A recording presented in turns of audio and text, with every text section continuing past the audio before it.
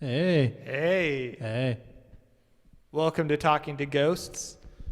How's it going? If you're not familiar with us, we're a podcast where we interview various creative peoples. Yeah. We interview writers, musicians, comic book people, artists. video game people. Yeah. So I'm Wes Mueller, I'm Michael Kurt. and this is going to be the intros and outros for our 47th episode. So 47th. Oh, man. 47th. Wow. In which we interview Mr. Kitty. Yeah. It was a fun little interview. Yeah. It's a little short of an episode for us. The episode won't be played in this if you're not familiar. Comes out Monday. Comes out Monday at talkingtoghost.com. The episode's a little short because there were some time constraints surrounding the recording. Yeah. We had wanted to talk to Forrest for a long time. He's a rad dude. And this was just the opportunity we were going to get to talk to him face to face. We didn't want to do a Skype. We had planned on doing a Skype with him. It just doesn't work. I mean, not only because he couldn't make it or whatever, but also just it's so hard. Yeah. To get a good conversation out of this Skype interview, you know? Yeah, the back and forth is always so weird. So, yeah, we did this. And I think it turned out well. Yeah. Which we'll probably recap when we actually start recording the intros and outros. What else is up? Not much. We're giving you, our watchers, some time to get your questions in. We'll be taking questions for the outro since this is a short episode. I forgot what I was looking at for a minute and started looking at the screen instead of you, our viewers. So just both have our heads down. Idiots. Yeah. Also, if you want to let us know how our audio sounds in terms of our talking, we had some issues with that being too quiet in the past. We just want to make sure that now it's not blowing your eardrums out. So, let us know, and everything will be fire. Triple fire. Fire. Fire's not a word that I use. No. What are to some describe emotions or feelings or I think actions. I think it's an interesting word. I think when I first started listening to Mabim Bam, they had an episode where one of the questions was, "How do I get my friends to stop saying fire?" Do you remember that? I remember that happened, but I don't remember the response to it. The episode was like 2 years ago. Was it? Yeah. Oh, Jesus. And now, you can't go without hearing fire. Like, it's just everywhere now. I'm glad to hear that the audio sounds good. Thank you, Sophie Galloway. Yeah. I don't hear it too much, but I don't talk to very many people. Yeah. So their response was that by sending in that question, it actually had the opposite effect because they loved fire and were going to start using it. Oh, no. That was like a while ago. That was at least a year ago. I just downloaded all their new shows except for Rose Buddies, but I haven't listened to them yet. I just downloaded them. I haven't checked out Rose Buddies. That one I didn't download, but Schmanners and the other new one from the what's her name? Sydney and the cousin. What's her name? Riley. How to Party is the episode title. What's it? Is it called Download This or something? No, it is called. Got my nails on. I'm gonna look at my phone and not the audience. Still buffering. Still buffering. Yeah, it's kind of an older, it's Sydney McElroy and then a younger cousin who's recently not a teenager or is a teenager still. I don't remember. But yeah, it's gonna be funny. Yeah. Well, let's get to the intros and then we'll give it a moment and do the outros. Yeah. Welcome to Talking to Ghosts. I'm Wes Mueller. And I'm Michael Kurt. This week. Yeah, Forrest. Mr. Kitty. Forrest. AKA Echo Strobes. This interview took place outside. It's pretty short. Forrest had a really limited amount of time on the IMX tour, which we're not gonna discredit him for. Yeah. Because we're lucky to get any time for that.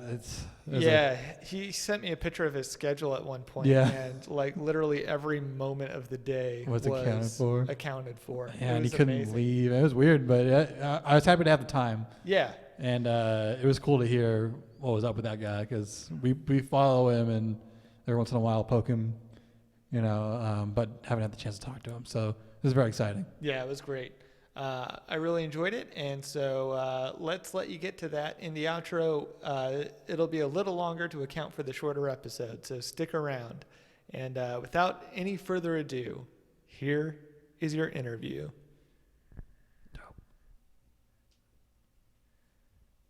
I'm seeing that our stream status has switched to okay. Oh, it's the audio bit rate is lower than they'd recommend. It's only like 99 or something right now. I know, it happens.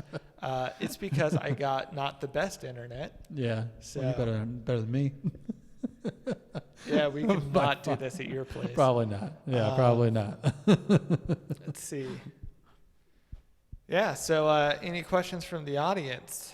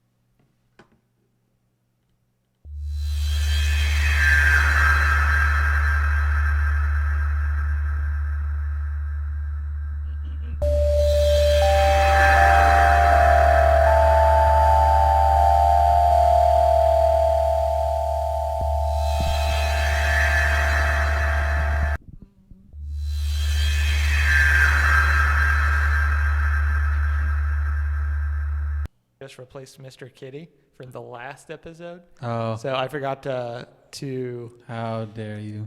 To increment the episode number. So that's why that's wrong. Thank you, Sophie Galloway, for that catch. I responded with an octopus. I think that's sufficient.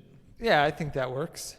Man, now that you know about emojis. I know it's too late. Oh, man. Whatever, Mr. I respond with. What would you respond to with the fucking karate thing?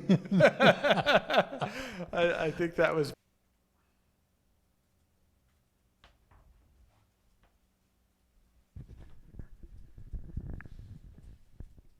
Literally the stupidest problem. Oh no. The network adapter for my computer, periodically, for some reason, it decides that it doesn't want to work. Nice. I don't know why. So that's what's just happened this time. What a fucking nightmare, this. I said it was because I watched X-Files today at work. Was it the new X-Files? Yeah.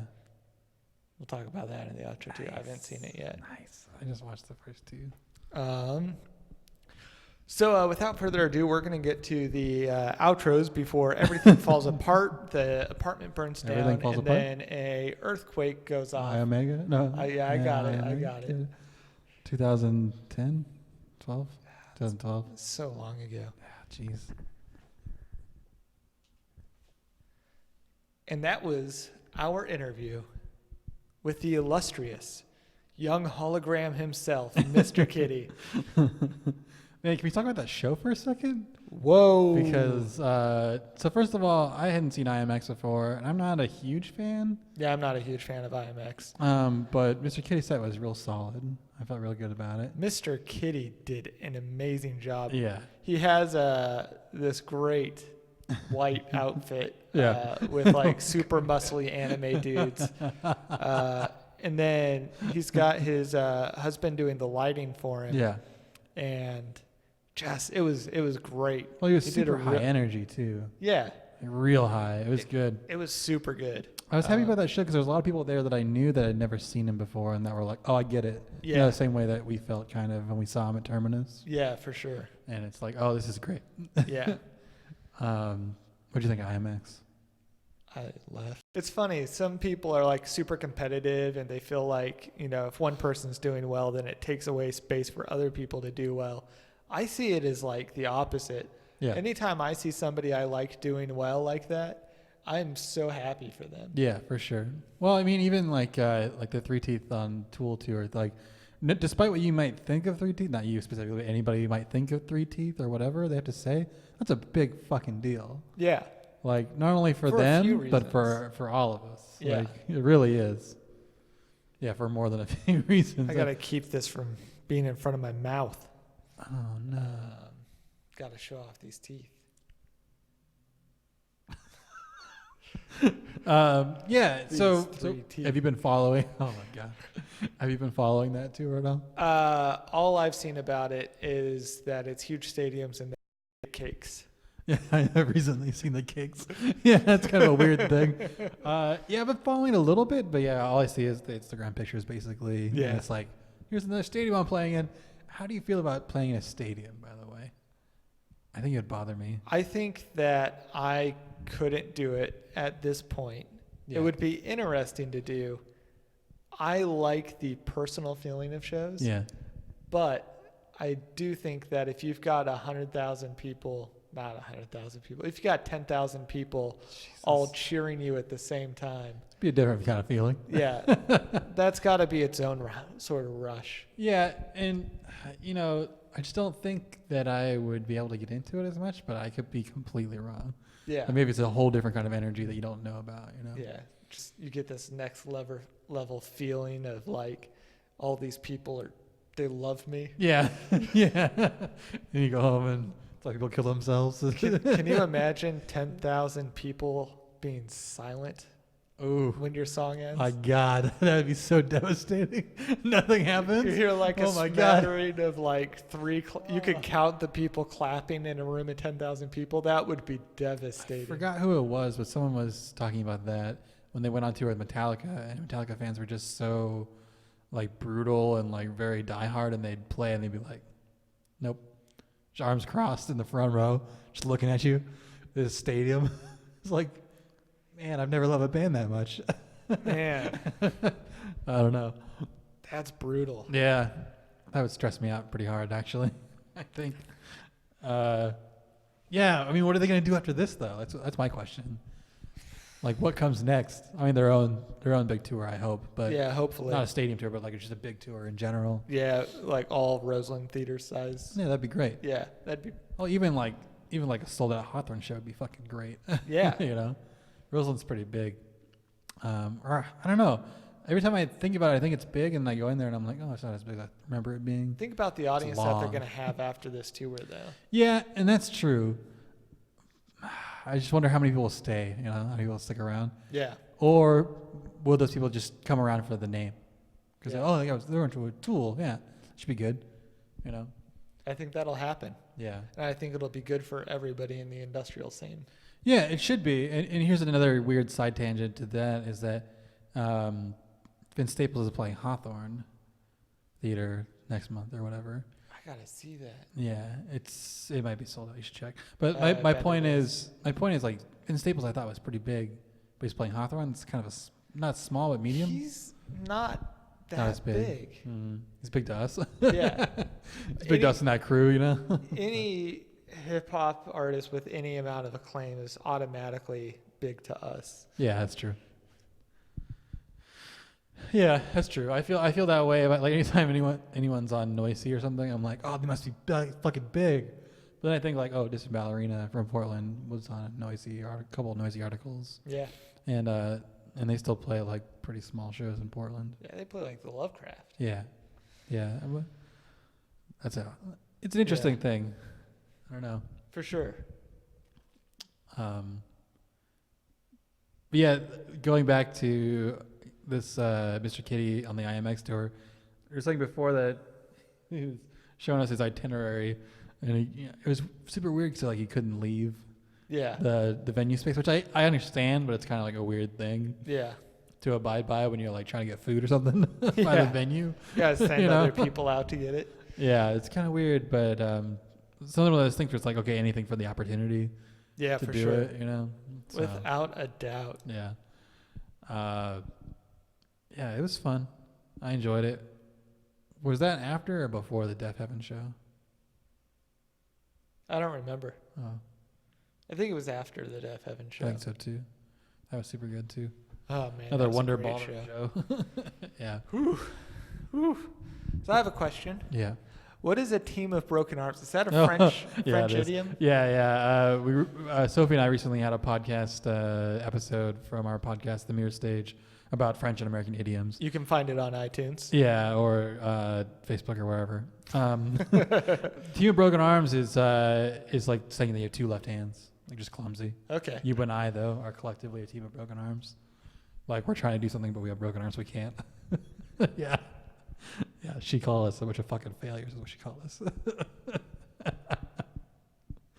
You turned them off. Wes is no How do you longer- say that in French? I don't know. I wasn't taught that one. Well, maybe we'll get it. Yeah, we'll get it. She's going to write it. What was your favorite tour of last year that you saw? Favorite live show, I should say. Favorite live show last It's hard. year. It's hard to remember back all of last year. Oh shit! What did I see last year? Oh, we saw... You know what? I think that this is just because of the experience of it, but Yeah. I think my favorite live show that I saw was the Animal Bodies show in Vancouver. Yeah. Just because of the whole experience surrounding that, getting to hang out with Bruce and Alex, Yeah. getting to hear them DJ, Sure. getting to see Animal Bodies. Yeah, Fire and Stone, or whatever the band was before them. Flower and Fire. Flower and Fire. They Yeah, were good. they were really them. good too. Yeah. But yeah, that was it was a cool experience. So I think that was my favorite just because of the whole experience around it. Sure. And they're always good. They're always real good. Deaf Heaven was in that in between time, or alternatively, we will answer them in the outros. Yeah. So if you're ever interested in catching us live and getting some live interaction with us, you can do that. That is something that we do. We provide that service. We do provide that service. When it works. Tonight It has works. not been a particularly good night for that. No. We've had several issues with my internet connection dropping for no particular reason other than that I apparently need a different network adapter. Like, it's getting ridiculous. I think what happens is that it overheats. Oh. The USB dongle overheats. Oh, yeah. For them. That was wonderful. Yeah, Tribulations was really good. Bunch of fucking vampires. It was really dramatic for almost no reason, but that's just the best way to do it. Yeah. I think. Yeah, it was really fun. I'm trying to remember who else we saw.